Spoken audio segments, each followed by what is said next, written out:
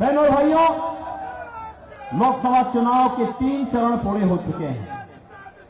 पूरे देश के अंदर आधा चुनाव संपन्न हो चुका है और अब चौथे चरण का चुनाव कल है।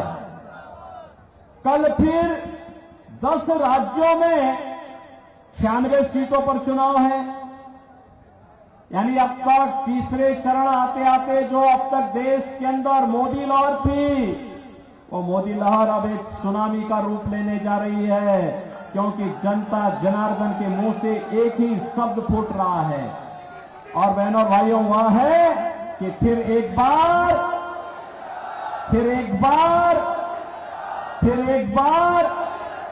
अब की बार ये 400 पार। जब हम 400 पार की बात करते हैं तो कांग्रेस और इंडी गठबंधन को चक्कर आने लगता है कि 400 पार कैसे होना है।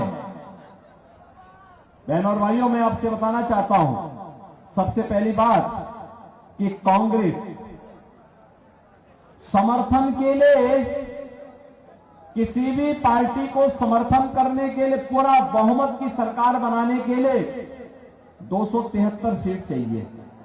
कांग्रेस इतनी सीटों पर ही चुनाव नहीं लड़ पा रही पूरे देश के अंदर, तो क्या ये सरकार बनाएगी क्या? दूसरा है जो कांग्रेस मॉडल देना चाहती है, बहनों और भाइयों, उससे बचना। इसलिए बचना, मैं उसमें बाद में आता हूं।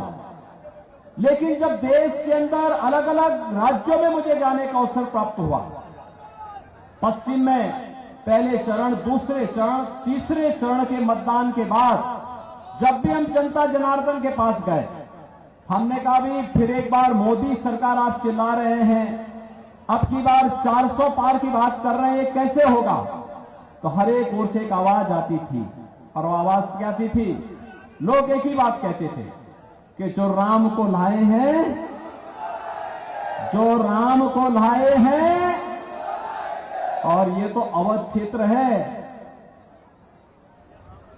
अवध क्षेत्र के लिए तो एक नया बिहान है, एक नया सवेरा है।